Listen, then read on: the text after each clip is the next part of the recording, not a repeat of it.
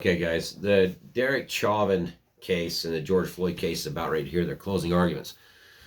So, just to give you guys an idea, the Minneapolis, Minnesota National Guard has been activated. It's looking ugly. That's one thing that is going to get pretty ugly if he is not convicted of what they're accusing him of. So, just whichever side of the aisle you stand on in this, just remember that there's a lot of people that's going to be affected by what's happening right now. And I think that the future of our country is at stake in a sense, because if this does come out not guilty or a lesser charge, we're going to see riots, violence, things that we've seen last summer, maybe times 10.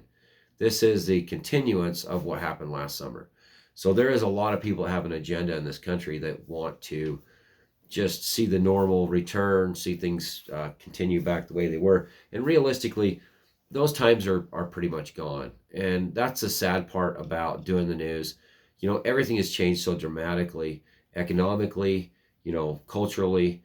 The division in this country is at a breaking point. I think we're actually at the edge where we're going to see a cliff. We're either going to fall off the cliff or we're going to stay on the edge of the cliff. There's no real turning back. There's been no actual evidence that we are going to actually survive this as a nation and continue and maybe be better for what happened. But that's not the case. This has really gotten to the point now where a lot of us have to step back and realize what we knew as a country in 2019 and what we're given now.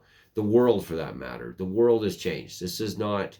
It's not a joke. It's not, the Green New Deal. It's not, we're going to make a better place. We're going to save the earth. We're going to, use electric cars, eliminate carbon emissions, stop climate change. That's all not going to really happen in the end if we continue along this line. Just to give you guys an idea, with the National Guard being called out, I guess this place is looking like a military compound right now, but this is all going to spew over into other cities. And depending what happens this week, just remember there's a $2+ trillion supposed infrastructure bill that we really can't afford, and that's being pushed through. And the Republicans or the GOP is just saying now they'll compromise to $800 billion. We just really can't do that. If you take what's happened with the $1.9 trillion bill, that fake fiat money's already been allocated. It's gone in every direction. We only have so many shells left in our artillery arsenal to fight COVID. COVID seems to be on a downturn now, and the insanity is continuing with these crazy bills. And, to rein in our government prior to one of the largest inflationary periods in U.S. history, this is the time to do it. They have to control what's happening. The dollar is being completely scuttled. We have our southern border completely open. We have drugs flowing into the community. I just saw a post on Facebook about, the drugs in small town, Utah. It's when you have this massive open border, you have a human flood coming in, and you have a drug flood coming in. And it seems like Kamala Harris is vacant. She's been basically put in charge of the southern border per Biden, and she's not even down there. I mean, we're seeing, not to be doom and gloom, but when doom and gloom is what you're in, you can't really look at the bright spot, because the bright spot's going to blind you because you're being consumed by the darkness. So what needs to happen is we need to bring more evidence to you guys, more information, and the information, what's happening with this Chauvin case and the soon-to-be riots on the streets if he's not convicted. It's just going to continue. This type of behavior is going to continue. What the nation is facing right now is a massive home crisis, just a rental crisis for apartments. We have stagnant wages. We have government and taxpayer funding going out to just keep people in their homes and their apartments. We have a stagnant U.S. population. It grew to 0.35 last year during the COVID restrictions. We have a massive immigration issue coming that's happening now with huge amounts of expenditures of government subsidies going in those directions. Why the basic American is setting back, getting these checks. It could be $1,400, it could be $6,000, depending how many dependents you have. And now you're going to get a $300 or so check in the mail every month just for the amount, whatever children you have in your house. So if you break the entire episode down that I'm talking about today, we have more going on now than a lot of people understand. And me and Austin, my new partner in this, we're starting the podcast, and there will be others that will be joining the team. We're going to be breaking down hopefully more issues for you guys in a podcast kind of sense, so you get a better idea of what's actually happening, and we'll get our ducks in a row and talk about it. But one of the things I want to bring up in a podcast tomorrow night would be the problem with housing, and that this is a huge, this is a huge issue that's not really being addressed. If you look at St. George with 200 homes on the market and 2,000 realtors, it all boils down to one big, well, actually it boils down to several big issues, but one of the biggest issues is remote work. And these, the amount of money being flung into Utah by people able to just work wherever due to the COVID pandemic. And that's caused major strains on local populations. We're talking, generations that are being stifled as we speak right now. They're losing the ability to just provide and to work and to maintain just their own place to live. I mean, a lot of people are stuck having to have a communal house or apartment where they live with X amount of people instead of going out, having a job in a rural area and be able to provide a home for their wife or husband and their children and be comfortable. And that's being robbed. That's being taken away because of inflation. This is an massive inflationary movement that's happening underneath our noses. I mean, we should have all been ready as soon as the houses went up to $300,000 per home. It's an unsustainable amount of money.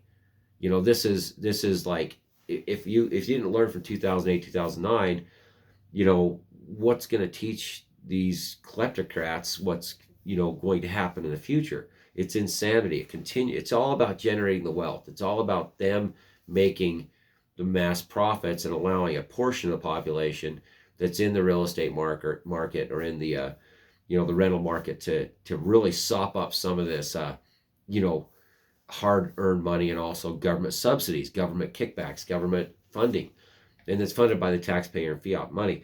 So if we can go more into the rabbit hole with you guys on that and give you a little better idea of what's actually happening versus the trial that's going to captivate the nation, that already has captivated the nation, and just completely sidelines all the major issues why people are struggling just to survive. When you're going to the store trying to buy something and it's going up double, everything's doubling, and people look at it. Let's get at the housing market. So you got the contractors that are getting these, getting the okay to go ahead and bids on a property and a house being built by somebody moving here from Silicon Valley that has now a remote job, so they can work wherever they want with their triple digit salary figure that's unobtainable in these areas that we live in. And now the price of lumber just went up. Just plywood went up to $43 a sheet. I don't know what this week is. It's probably higher. Now that this kleptocracy has been happening for so long, the lumber industry is finally saying, hey, there's a shortage. We can't keep up, but we're going to double the price of lumber. And that's where now we're starting to see the full effects of this massive COVID pandemic, kleptocracy, trillions and trillions and trillions of dollars in debt theft that it's been allocated already to the cronies on Wall Street and the globalists, and it's finally coming to roost. And it's going to continue. It's going to continue. This is not going to stop. The public needs to understand that these guys, the bobbleheads, are just basically telling you they're trying to stir up everything for ratings. They're trying to make their money. Why? In the meantime, everybody's trying to survive and just keep their mental status at a level that they can show up to work tomorrow. And it's affecting every aspect of life. Not to mention the suicide rates are through the roof, just completely through the roof. And the drug use is through the roof. There's so many things happening that this George Floyd trial, if it falls towards where he's not convicted, you better hold on to your boots. It's going to get ugly, and it's going to get ugly really fast. It's going to get extremely ugly. We're going to see the American society we know, and I love the light shining in my eyes from out back. We're going to see probably starting the downfall of America as we know it, with a fiat dollar that's just been drugged through trillions and trillions and trillions of dollars in for-profit moves by representatives that were trying to save us from COVID. You know, not to mention they're shut down everything, but we all know that. We all know that.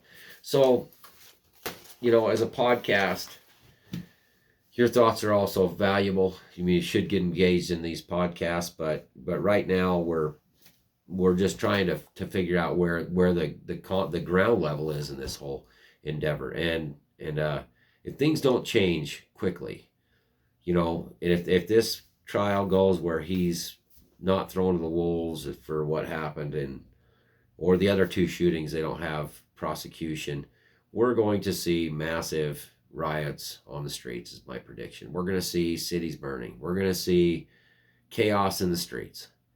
But you got to remember, they already stole untold amount of trillions of dollars. This money goes back into their own investors, their own lobbyists. This is what they don't pass out money and give the population a handout and then expect to not pay off all their main people that got them where they are. So that's just my take right now. I'm gonna have to stop this video and stop the light shining in, and so I don't blind myself. So I'll be back in just a minute with some more info. Talk to you in a minute.